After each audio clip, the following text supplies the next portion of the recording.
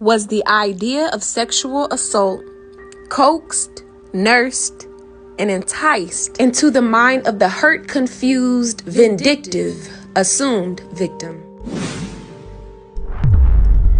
Find out now on Malicious Prosecution, Part 2.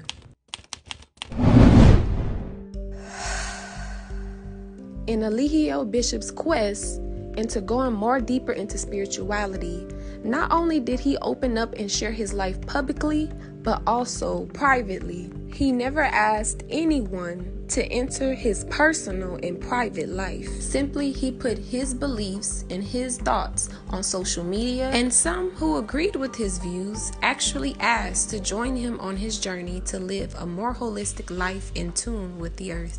With Eligio's pure intent to show the world a healthier lifestyle, the disadvantages of letting strangers into his life were ignored, leaving Eligio put to blame for everyone's problems. Not only did he take on the burden of other people's problems in his personal and private life, he also had to deal with the harassment of what we call his online critics on social media. There are certain people who harass Eligio by making him seem like a bad person.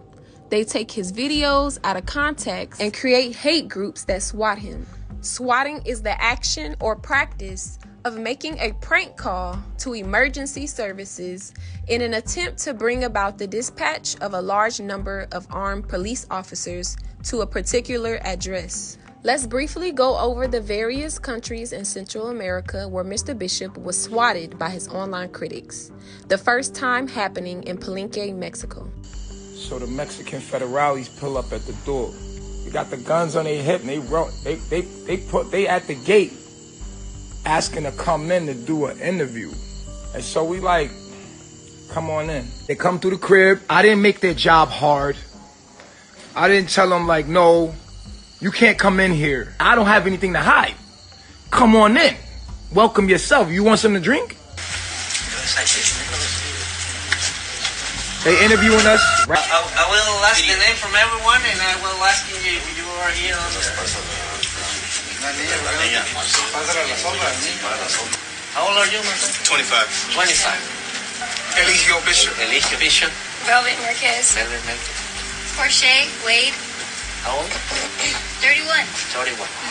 You look younger. Kayla Buckner. Okay, there is about this investigation. We need to know if you guys are here. If anybody is pushing you to be here, obligating to be here. If you guys go leave anytime you decide. Are you free to decide to stay or to leave? Yes. I'm leaving. I'm leaving. Les pregunté que si podían estar aquí por su cuenta, si que podían decidir quedarse o irse, y todos dijeron que sí. Listen, I want to say something. I want to say something. Everybody keeps talking about me holding people hostage. These people are holding me hostage, okay? Dice que ellos son los que nos tienen. They holding me hostage. No es la él. Ayuden a él. We don't have anything to hide here. I don't have any. My life is public. They took pictures of all the passports. Everything is stamped. Everything is up to date. No one's here illegal. Here's documentation the federal police left after a thorough investigation took place. Mr. Bishop was also swatted in Nicaragua, Panama, Hawaii, and Puerto Rico, where he was arrested, investigated, and eventually released. The most time he spent arrested was 3 weeks in Nicaragua, and that was only because we didn't speak Spanish. Each time that we were released, we were then deported back to the States. We were also swatted in the United States. The online critics found Eligio Bishop's address in Decatur, Georgia, and the police were at our home almost every day. The online critics sent a flood of phone calls to the DeKalb County Police, sending an alarming amount of falsified information. Though the police are limited in what they can do about these calls, they still have to investigate. These numerous amount of calls only provided the DeKalb County Police with the fact that everyone was safe and consenting adults, free to leave at any time. The following will show an actual example of the wellness checks that took place via a police body camera. I can go upstairs too. If everybody's okay, everybody's here on their own free will. Hey, y'all. What's going on, ladies? Nothing, just came back from the grocery store. I know. Is everything okay? How many times have we been out here? 50. Oh, a lot of Right, okay. This is my first time out here. I'm Sergeant Moffitt. Someone keeps calling. Our thing is when we get a call that supposedly there's illegal activity going here, that you ladies are being held against your will, and there's there's drug trafficking, and there's people being held here against their will.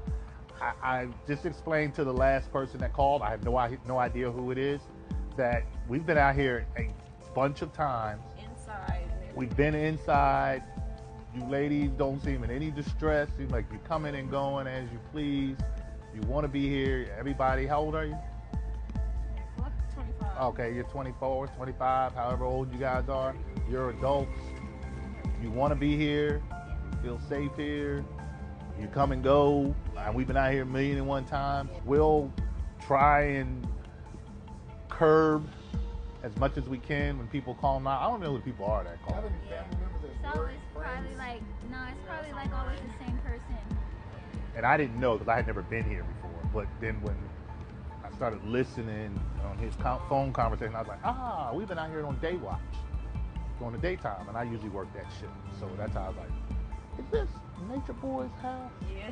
And they were like, the lady was like, yeah. And I was like, we've been out here. At least y'all know and are informed. Yes. He had a post there saying that those were his prostitutes and he was their pimp. What's this guy name? Huh? What's this guy name? Eligio Bishop.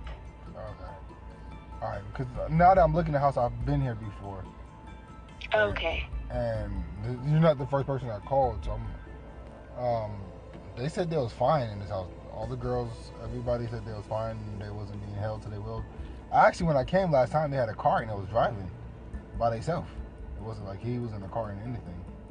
Kind of am trying to see if they can leave the house or the human trafficking will dispatch, because it is happening in the house. Okay, have you talked to, I know I've done a report at this location in reference to what you called and that. Have you talked to the detectives and the Special Victims Unit? I have reported it, but yes, I probably should. You said detectives of the Special Victims. Special Victims would, as uniform officers, we could just come up and we could do reports. The goal for the online critics was to get Mr. Bishop in some sort of trouble with the police. In contrast to Central America, in the United States, a serious charge must take place for them to SWAT and detain anyone. Once they found out that their calls weren't going as planned, notice that the officers referred the critics to the Special Victims Detectives Unit, who were also a part of the online critics' crime. They used the opportunity of the alleged victim's departure as a means to officially detain Eligio Bishop. These are the charges they used to have him swatted, arrested, and investigated. They needed a charge, which is why Gregory Moore stated, I think we got a pretty good case here. I mean, really, I do. But it all, for now, comes down to you. Because if you say I don't want to prosecute, I mean, we've got enough. they needed the alleged victim to prosecute on some kind of charge, so they could come in and SWAT Mr. Bishop and investigate to find something to put on him. There was never a rape charge. However, they needed this to pursue with the swatting and investigation. So how did this all start?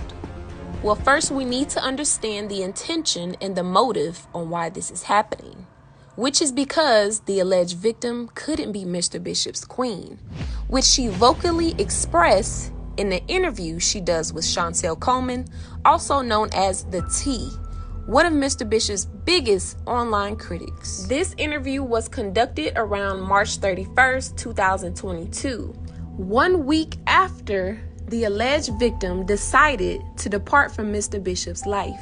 As the interview is playing, there will be pauses for commentary to highlight key statements in this interview. Listen closely while the alleged victim tells you exactly what happened that night and why she left. What happened that prompted you leaving Carbonation? I'll tell you exactly what happened when I left Carbonation. Notice here, she's not saying why she left. She's explaining the events leading up to her leaving. Basically, he didn't hit me. Right here, the alleged victim says that Mr. Bishop did not put his hands on her. She was simply having an altercation with the woman. But I was hit by Zoka, Eferu, and Shiva did push me and nudge me and was getting up in my face as well. If she was assaulted by the woman, why didn't she file a report on them? Let's continue. The reason why this happened is because they feel as if I was being disrespectful to him by giving him a face. After she explains the sequence of events leading up to her leaving, she now explains why she left. Listen closely. And one of the reasons why I left is because... Also notice, she's explaining why she left. I've never heard of someone who's been falsely imprisoned explaining why they left. That statement alone shows that there was a choice. Let's see why she left. Y'all don't know. When he was trying to do the queen thing, there wasn't going to be a new queen. It was all an act. Notice she says that it was all an act. This shows that everything that we were doing online at that time was scripted. Let's continue.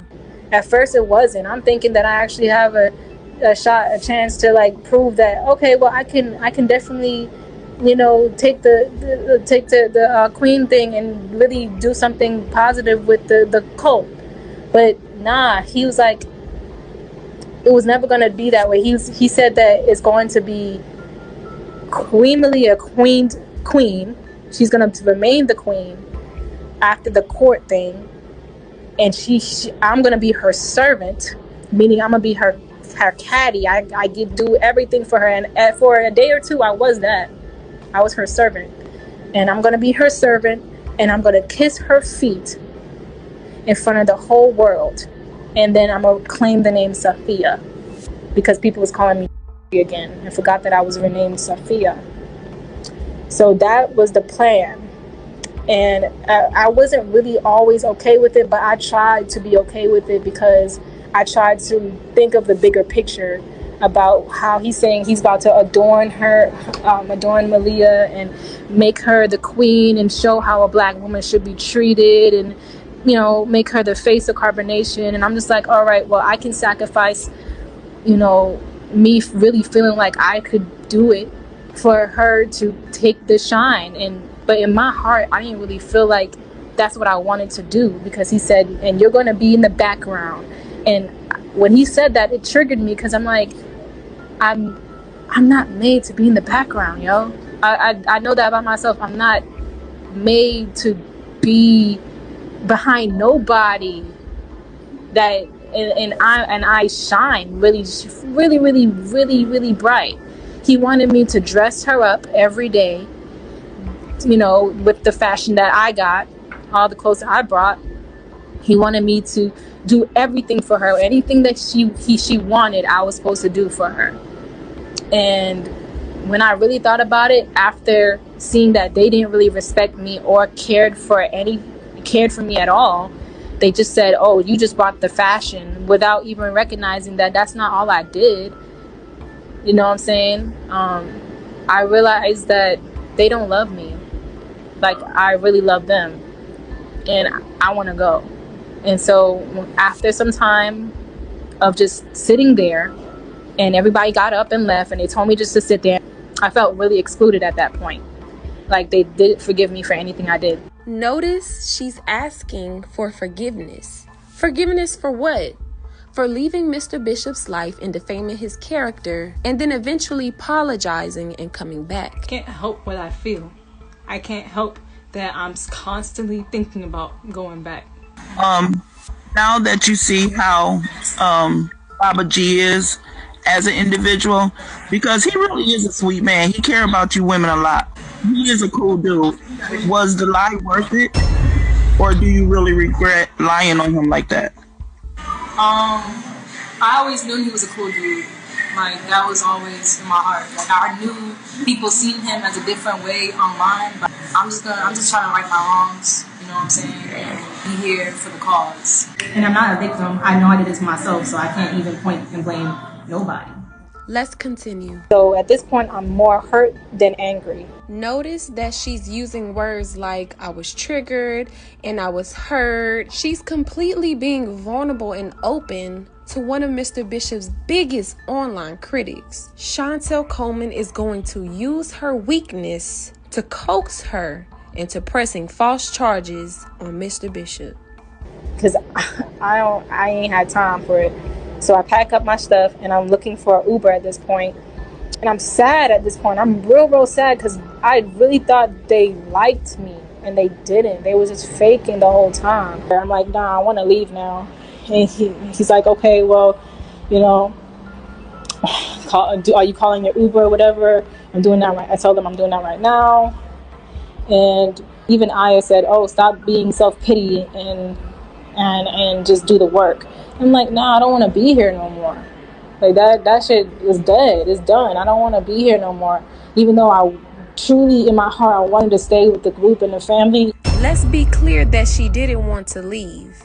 She's telling everyone in the house that she wants to go when she's calling the Uber. But truly, in her heart, she wanted to stay with the family.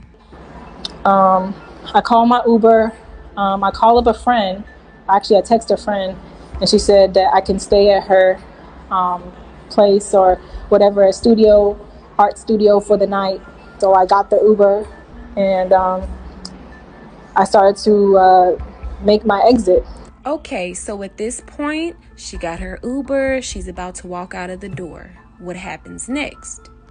And the girls are snatching a charger, my nigga. A charger out of my hand saying, oh, is that your charger? Did you came with this charger? I said, no, I didn't come with this one, but I came with a charger and I can't find it because people have been using it. I don't know where it is at. So they snatched the charger out my hand. I'm like, did Baba G tell you to do this? So I was going to go upstairs to go to Baba G. Queen Malia comes out and tells me to go back downstairs. And I'm just like, Baba G would have never treated me like this. Wait. Pause. So she's about to walk out the door. The women snatch a charger out of her hand. Instead of walking out that door to her Uber, she goes upstairs to Baba G because what? He would never treat me like this. If Baba G knew I was leaving, he would try to talk to me and beg me to stay. But I'm leaving and y'all are just snatching a charger out of my hand? Oh no, I'm going upstairs to Baba G. Oh, this is just jealous. I'm just thinking that in my mind. Like, so I just started going at this point. She started going at this point because Queen Malia told her to go back downstairs when she tried to go talk to Baba G. I didn't make no problem. I ain't caused no issue. I ain't cussed them out. Nothing. I just said I'm going. And I'm rolling my shit out the door at this point with my shoes off. And I'm getting to the car. And that's when they said, Baba G is calling you. Will you answer the call? This part got misconstrued. It was blasted all over the news that Mr. Bishop called her back inside when she was trying to leave. That's not what happened. After Queen Malia told her to go downstairs, when she was going into her Uber, the woman then told Baba G that she was leaving and that she tried to speak with him, but we told her to leave. After he was aware of this, he let us know that it was okay for her to come up. So we yell out the window that Baba G was calling her, and she proceeded to come back inside. So I go back inside. To tell him bye. And I hug him and he says, I love you. And I said, I love you too. So at this point, they're hugging. They're saying, I love each other. It is a romantic scene. When she said that Baba G would have never treated me like this, when the women snatched the charger out of her hand, this is what she's saying Baba G would treat her like. And if you're leaving because Mr. Bishop told someone to hit you, Why would you go back inside to say goodbye? And why would you state that Baba G will never treat me like this? Because that's not what happened, and that's not why she left. She left because she couldn't be the queen of Carbon Nation. Let's continue. And that's when he started taking me into the other room. And I said, no, stop. Like, I really gotta go at this point. Like, then my Uber's outside. I know that part of the interview sounds crazy where she says, no, stop, my Uber's outside. But mind you, she's saying all of these things and that she wants to go. But remember, truly in her heart, she wanted to stay with the group and the family. And this isn't a hostile moment. They're saying I love each other. They're crying and hugging. So when she's saying these things, it's not in a way of she's being forced to do something. Because right after she says that she stated that her Uber was outside to Mr. Bishop, all of a sudden they're in the other room. So although she's saying these things, her energy is moving in a totally different way. There's no resistance in her energy. She's playing a role so that Baba G can beg her to stay, which is what she knew he would do. Which is why she stated that Baba G would never treat me like this when the women responded hostile when she was leaving. Baba G would give her love and tell her to stay if she was leaving. Let's continue. So he takes me into the other room and I start crying in his arms. Because I don't know, I just was emotional. Everything was just like piling up on me. The Uber done left me, so I felt like I was trapped there again. She stated that she felt like she was trapped there again. Remember, she's being interviewed by Chantel Coleman, one of Mr. Bishop's biggest online critics. So of course she has to say it in a way that keeps the attention of this specific audience. Because remember, truly in her heart, she wanted to stay. So how was she trapped there? Let's continue. I was like, oh my God, like, I just missed the Uber, like, and he's telling me, I'm not gonna let you go. You know, you're my bitch, you're my property. One question. If you get your lover's name tatted on you, could you figuratively say that you feel as though that you're their property? And remember, Mr. Bishop isn't saying these things in an aggressive and forceful manner. This is still a romantic love scene. You can tell by what she says next. Telling him, like, you're gonna have to let me go. I'm telling him, you're gonna have to let me go. He's like, you think I can't let you go? And at this point, I'm looking at him in the eyes. And once again, she describes the scene. They're both looking at each other in the eyes. Does this sound like a violent or forceful moment? Let's continue. Me being dumb, I got manipulated back in. Literally, like, I couldn't resist him in that moment. In that moment, I was really vulnerable, and he knew exactly what to say to me to help have me stay there with him. And yeah, we did make love in that moment. She clearly states that her and Mr. Bishop made love. The Uber done left. And my friend is calling me like back to back to back, asking me if I'm okay. And I'm just like being a stupid ass, like letting him manipulate me back into the situation and allowing him to have sex with me. Again, she confesses that she willfully made love with Mr. Bishop. So at this point, I'm just like, oh my God, I'm stupid as fuck. Because I'm a sucker for fucking love. Like, he knows exactly what to do to get me back. And at this point, in my mind, afterwards, I'm telling him I still want to go. And he's like, hurry up and get over that shit and let's go. Like, you wasting time. And I'm like, okay, I'm going to take a shower. And he's like, okay. So he leaves the room. At this point, this is the last and final encounter the alleged victim has with Mr. Bishop. She willfully goes back inside. She willfully makes love with Mr. Bishop. After they make love, she says, I still want to go. Mr. Bishop tells her to get over it. Get over the fact that you got into a fight with the girls. Get over it. She then replies to Mr. Bishop, okay, I'm going to go take a shower. And then she stated that he left the room. So that's the final encounter that they have. Where is the rape and where is the false imprisonment? Why would Mr. Bishop rape and false imprison someone in his home, commit these severe crimes, and then stay in his home after the alleged victim leaves? Also, if she was assaulted, why didn't she bring that up in the beginning of the interview when she was explaining why she left? Instead, she only spoke of her not being queen. It's clear to see that no crime took place that night. She explained why she left and also stated that her and Mr. Bishop made love. So how did these charges come about? Well, let's go back to our initial question. Was the idea of sexual assault coaxed, nursed, and enticed into the mind of the hurt, confused, vindictive, assumed victim? The answer is yes. Let us go over the definitions of the following words.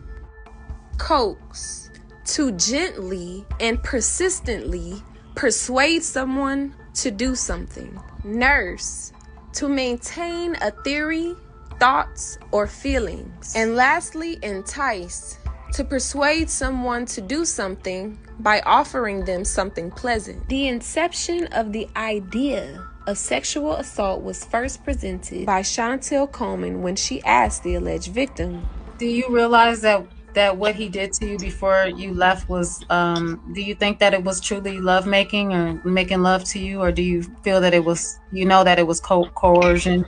Pay attention to the wordplay. Coleman is telling her what happened to her using manipulation of word. Are you trying to make it something that it's not? She asked her, does she think it was coercion, to do you know that it was coercion, after she already stated that they made love. Let's play it back. Do you realize that what he did to you before you left was, do you think that it was truly love making or making love to you? Or do you feel that it was, that it was coercion? An idea is subtly being planted in her mind, which is pretty much one step down from, sexual abuse. Now pay attention to the alleged victim's response. She clearly says no to the assault, no to coercion. She's solely focused on the love. Listen closely. No, I know that it wasn't love because it just felt fake. It just felt like he was acting. And just to keep me, like I'm just some kind of trophy to keep and not, share with the world. It's just, I'm just something to just collect dust on the shelf. And I felt stupid. I felt real dumb because I'm supposed to be this strong ass woman, but I fell right back into it, So yeah, I know it wasn't real. I knew that he was like just having sex to have sex with me so I can stay, thinking all I needed was dick. The alleged victim explains Mr. Bishop's intention. He had sex with her thinking all she needed was dick. He didn't have sex with her because he wanted to harm or hurt her or make her feel bad, but he was simply giving her something that he thought she needed because it was something she was always inquiring about. Malia. Yes. Why did he pick her over you? Because of the sex. He says the sex is better. Even though I have all the qualifications to be a better woman for him, he says the sex is better, and so he likes sex. The only reason why she says she wanted to leave after the lovemaking is because he didn't make love to her how he makes love to Queen Malia. I know that it wasn't love because it just felt fake. She said, oh, he ain't complimenting her all day. He compliments me all the fucking dick. He can do the most fucking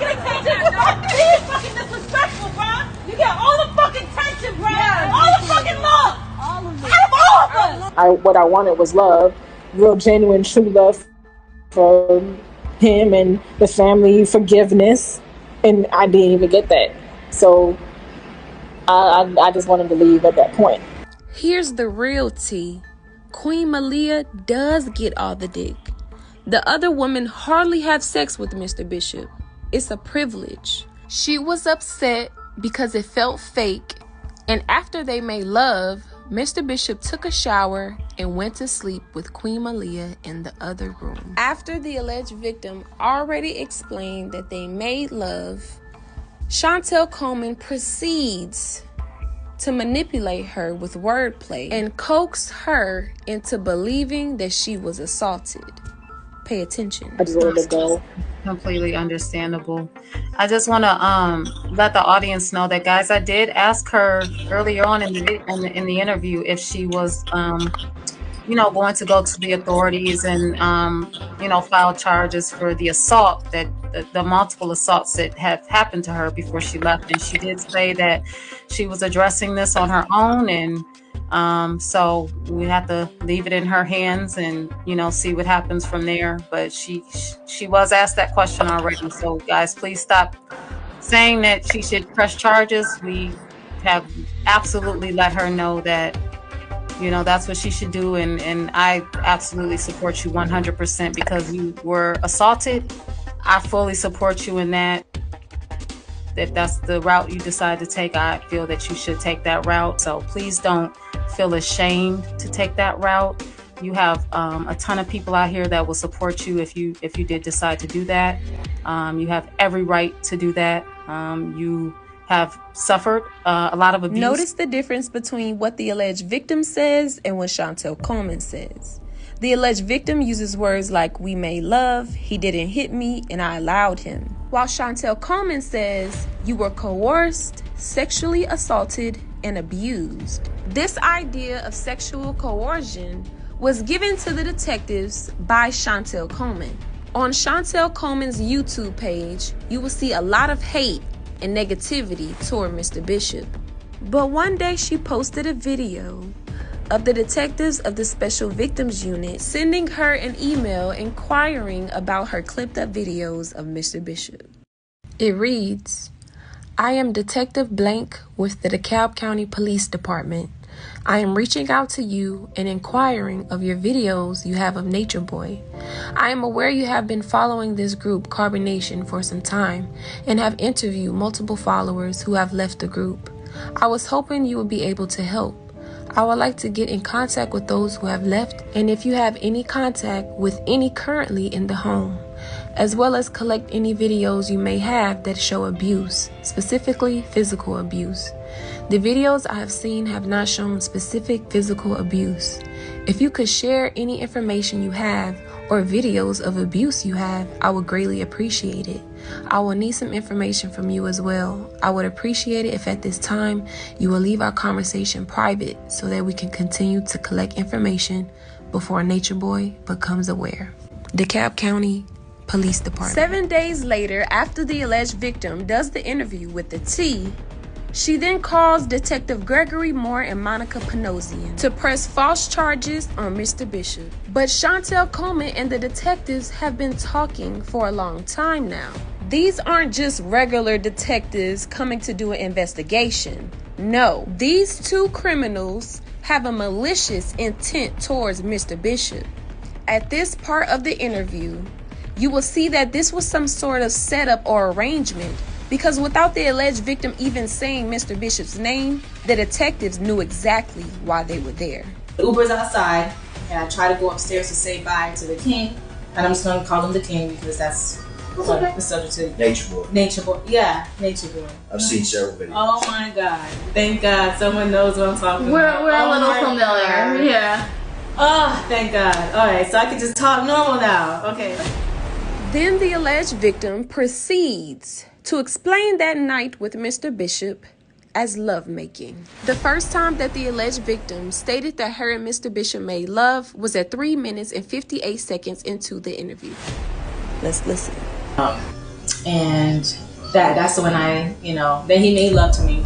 The next time the alleged victim explains that her and Mr. Bishop make love is 14 minutes and 2 seconds into the interview. She's looking me in my eyes and telling me this and that and third. We make love. Once the alleged victim confessed that her and Mr. Bishop made love, the coaxing, nursing, and enticing begins with the detectives. At this point in the interview, Detective Gregory Moore starts to express his malicious intent to lock Mr. Bishop up. Let me explain how I come to find out about this. This is probably 2 months ago, maybe 6-7 weeks ago. I get a phone call from this Hispanic lady, and she's very hard to understand, but ended up what happened was she lived in Chicago with her son. Her son caught up with this guy online, got sucked in, but she hadn't been able to get a hold of her son in like a year and a half. And so she was trying to report him missing. She found out through, because I know there's a lot of people that make videos on this guy because they're trying to, you know, out him for being a clown and all this. And that's, you know, and she initially saw these videos and she told her son, what are you doing? But so she told me to look these videos, so I looked up, that's when I started watching these videos, and I'm in awe of what I'm looking at. Yeah. So the first one I look at is, he's at the top of the staircase talking, and then he's got those guys, there's I guess 6 or 8 males down there, and he tells them to look up, down, and up. So anyways, but the point of me watching that video, her son was there, kind of like a Hispanic kid with with locks. Yeah. So that's how I got familiar with that. Yeah. And I would just watch videos, not believing what the hell I was seeing. Yeah. And another detective was familiar because I showed him these videos. He's like, he's been trying to get this Natureboy for a minute because of some things he's seen online. And then here you are. The detective is nursing the idea that Mr. Bishop is a bad person and needs to be locked up. He tells the alleged victim that they've been trying to get this Natureboy for a minute and goes on to say, now here you are, as to say she is the final key to meet their goal of getting him arrested. After this, the detective continues to coax the alleged victim into pressing charges on Eligio Bishop. I think we've got a pretty good case here. I mean, really, I do. But it all, for now, comes down to you. Because if you saddle and prosecute, I mean, we've got nothing. He blatantly tells her that if she doesn't want to prosecute, that they have nothing. They needed her to prosecute on some kind of serious charge so they could come in and swat Mr. Bishop to investigate in hopes to find something on him. Mr. Bishop has been locked up for so long because they can't find anything. So now they're trying to create something. Yeah. This guy needs to be jammed up. He needs to go. I think he needs to put in a mental hospital so he can get help. Well, they got that in prison. Yeah, I want that. Okay. But here's the thing, and I understand you've still got feelings for him, okay? And I get that. But he's not a good man. I thought he was. Wait a second. When the detective said that he's not a good man, the alleged victim immediately said he isn't?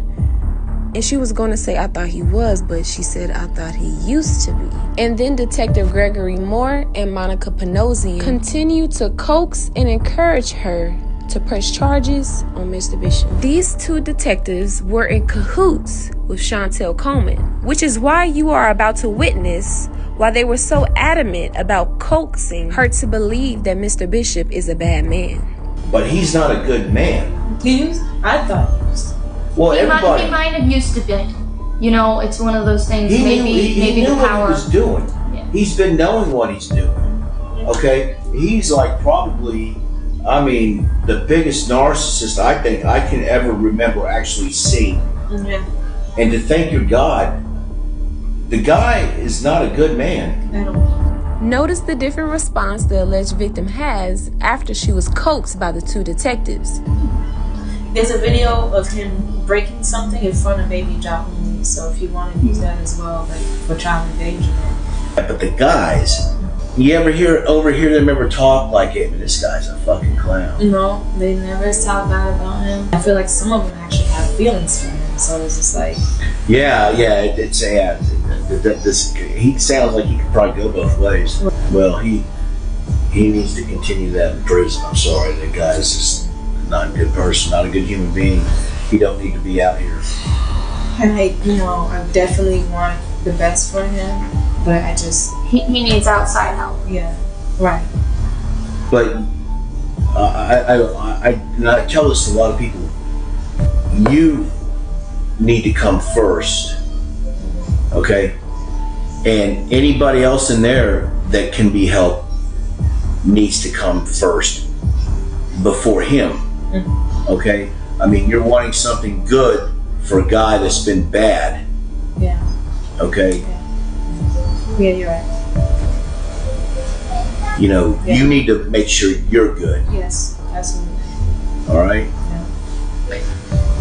Notice how the two detectives are telling her what to do, similar to Chantel Coleman. Chantel Coleman planted the idea of sexual assault, and the two detectives nursed the idea. Because after he creates this bad atmosphere, Mr. Bishop, he goes back to ask the alleged victim if everything was consensual that night, when she already stated twice that they made love. Detective Gregory Moore asked the alleged victim a total of 6 times if it was consensual. All times will be played. The first time. So let me real quick go back. When you went back up to say goodbye, he pulled you into another room and he had sex. Was that consensual? Why would he ask if it was consensual when she already stated twice that they made love? Let's continue. I don't know how to explain if it was consensual. The second time. Is it something you wanted? I just let it happen, if that makes sense. The third time. Did you tell him no at any point? Yeah. I told him no, I want to go, but he was just like, do you really want to go? And I start crying. So I don't really know how to explain that. The fourth time. Based on what you were telling me, it was something that you weren't wanting, correct? Yeah, at the time, because I really wanted to go, and a part of me just gave it to him because I did, still care for him, and I definitely just wanted to go. In my mind, I'm calculating at this point. I'm like, okay, he has me in his arms. He's telling me let's have sex. He's not going to really let me go at this point. The fifth time. Did you ever tell him at some point no? Yeah, I'm like, no, and he's like, do you really want to go? And I looked him in his eyes. And I understand. Notice that when the alleged victim was about to get into the intimate moment she had with Mr. Bishop, Detective Gregory Moore cut her off. I understand what you're saying. Is at some point you just relented and it happened. The sixth time. Yeah. But did you acknowledge the fact that you didn't want to be there? You didn't want this? Yes, I did. He asked her if she acknowledged that she didn't want to be there. She says yes, but remember she said that truly in her heart she wanted to stay. And so that's what happened, and I just calculated how to move forward in the rising, getting out, sneaking out. Notice the alleged victim states she calculated in the rising, getting out, and then quickly changed getting out to sneaking out. So that's what happened, and I just calculated how to move forward in the rising, getting out, sneaking out. Again, notice what the alleged victim says and what the detectives made it out to be. The alleged victim uses words like, we make love, he made love to me, I gave it to him. Whereas the detectives say, he's not a good man, he should continue in prison, without you, we have nothing.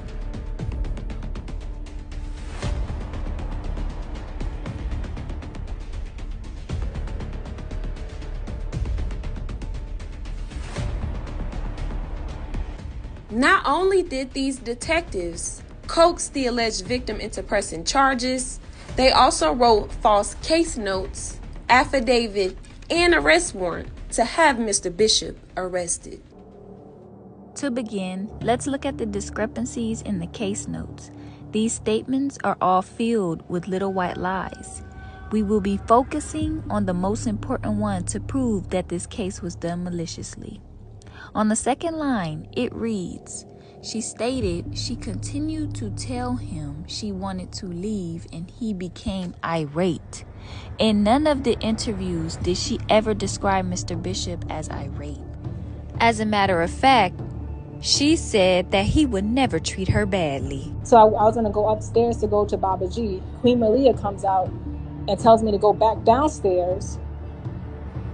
And I'm just like, Baba G would have never treated me like this. Y'all bitches just jealous. Really? And this is throughout the whole documentation. Words that are put in there that are never said by the alleged accuser herself.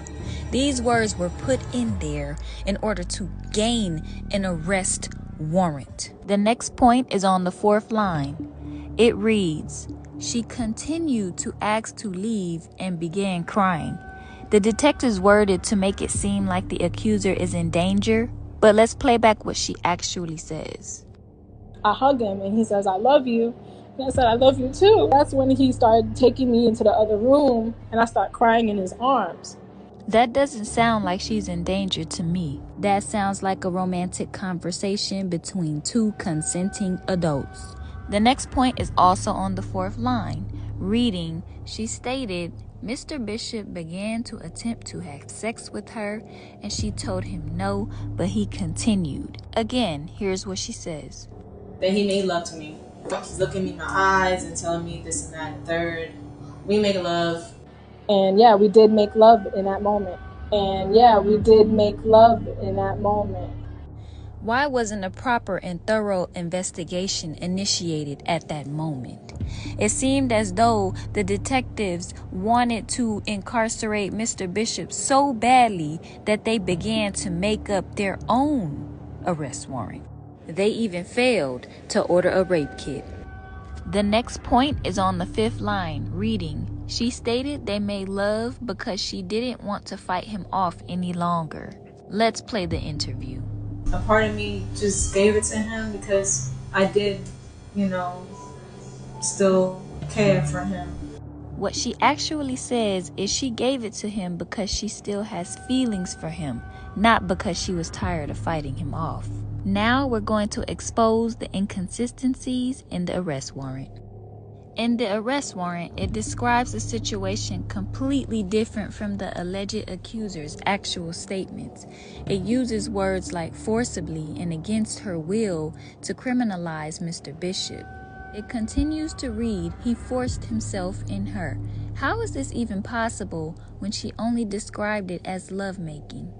The detectives also put this in the affidavit. Again, they say that he pulled her in the room. He pushed me, he let me into the other room, led me into the other room. The detectives wrote that she told him no multiple times, but he kept pursuing. The lies continue. These detectives didn't do a proper investigation. They were one-sided because they never asked the people who were actually there that night any questions. Here's what happened. I remember them pulling up on us. They detain all of the women. They leave all of the women inside. They take our chief and the guys and they have them outside, sitting on the ground, handcuffed. All I remember is they detained us. We went down to the police station. They questioned me and they questioned Zoka. They asked me, did he do anything to you? And I told him, I'm not talking to you. Y'all the ops. And then they goes to say, they asked me, what would you do without him? And I said, I would do the same thing I'm doing right now. They walked me down the hall, and then the sister's boyfriend was waiting at the end of the hall in this other room, and Detective Moore and Detective Panosium asked me, we have someone you want to talk to. Do you want to talk to him? And I said, I don't know this person from a can of paint. No, I don't want to talk to this person. So I goes outside and he follows me outside. And I said, sir, I don't want to talk to you. First of all, why do y'all have us down at the police station? And why did y'all detain us? Y'all didn't ask us anything about the supposedly incident that happened that night, which nothing ever happened. We get back to the house. They have the arrest warrant on the table waiting for us. And we like, what's going on? Where's Chief? Like, where's our king? Where's Poppy? Why they have him still there? And why did they bring us back? So come to find out, lied on our king saying he raped her. And she told the police this. And so the police never questioned us. never asked us anything about that night. The day I remember is I told her to go back downstairs. None of that happened, because if it would have happened, I would have told y'all ain't none of that happened. At the beginning, when the police come to the door and we're like, what's going on? They separated us, put the men outside. We're surrounded by officers. I said to the officers, we want to go outside with our family. We don't know what's going on. We want to go out with our family. They said, no, you can't. I said, what? We want to go outside. They said, no. I said, well, what will happen if we go outside? They said, you're going to be arrested. I said, arrested for what? Obstruction of justice. So I said, okay, I left it alone. So Detective Gregory Moore walked over to us and Queen Malia and starts asking her, what's your name? And start asking her questions. I said, no, hold on. First of all, what is going on here? And why are you coming in here asking who people are? So he steps back, he looks at me, he goes, with a very, very loud and mean voice, he says, her, right there. He points at me. I said, what was that? And he walks out the door. They come back in the house. They say, okay, here's what's gonna happen. You guys are going down to the station and we're going to be asking you guys some questions. So everybody get your stuff and let's go. So we all gathered our things and we went down. Each of us rode in a separate police car. And we're asking, where's Chief? Where is he? He's already at the police station. So when I get there, they put me in a room. It was the last door to the right, the last door at the hallway. They stuck me in this room. So I'm standing there for a long time. I'm like, what is going on? Detective Gregory Moore walks in. He says, you Portia Wade? I said, yes. He said, do you want some water and something to eat? I said, no, I want to know why we in here. So then he says, we're going to tell you right now. And he walks out. 15 minutes pass, 30 minutes pass. I'm still waiting. Nobody's coming in. Nobody's answering. I'm asking people constantly, what are we doing here? Are we going to be asked questions? They just keep saying no. Why you guys never asked us anything? We were there. My name is in the interview. Y'all never asked me nothing. So I thought it was kind of weird.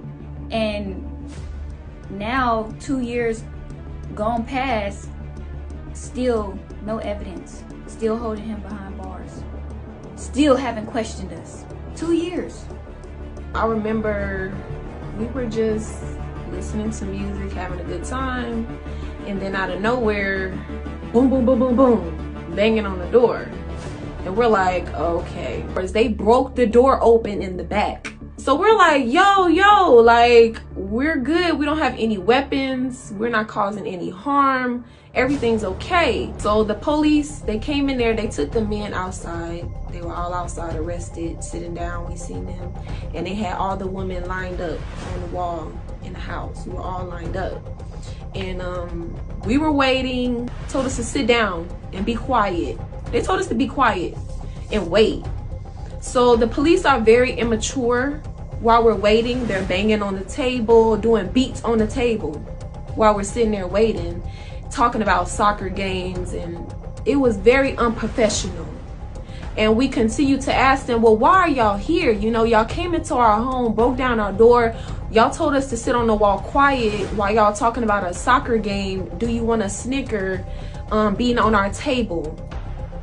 We're just very confused. And so after a while, I would say an hour and 30 minutes, a detective comes in the house, like looking around like, oh yeah, we have Eligio's picture sitting on the table. The detective comes in, takes the picture, lays it flat on his face, so his picture is face down. And at that point, we knew that this was something corrupt going on, because first of all, they didn't tell us why they were here. How they came was very unprofessional. And the fact that he had put Eligio's pictures down, we knew that they had a personal feelings outside of their job, outside of, you know, their job of investigating and protecting the community. They had a personal feeling toward Eligio. So at that point, we knew something was wrong. They had a whole bunch of police cars. We lived in a cul-de-sac. They had police cars lined all the way up the street everybody had an individual police car. Everybody got into the police car individually and they drove us all to the police station. No one ever came, asked us any questions. After that, they say, okay, you can go now. They escort me out. They took us back to the house in the police cars and we came back. The house was destroyed. It was nasty. They left our door open. We came in there and we had to clean up. We seen the warrant on the table, shocked at the charges, because we all know that, and there's proof that there was never none of that. We made it very clear that there was no rape or false imprisonment. Now, what about these other charges? Prohibition on nude or sexually explicit transmissions.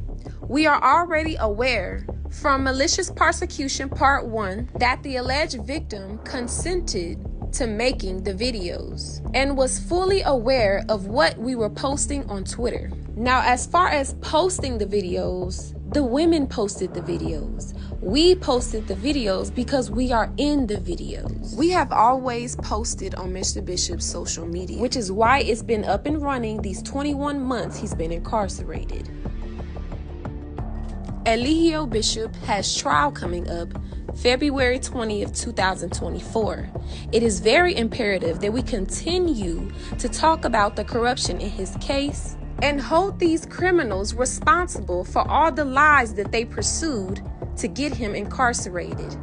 If you know how to help in any way, don't hesitate to reach out. Our contact information will be listed in the following clip. Thanks for watching. Release the 3. Eligio Bishop is exonerated from all charges.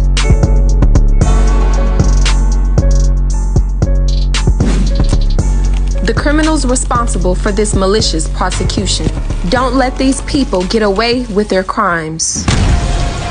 First, we have Gregory Moore, Detective of DeKalb County Police Department. Monica Panosian, Detective of DeKalb County Police Department. Tabitha Pazmino, Head Prosecutor who relies on online critics for information.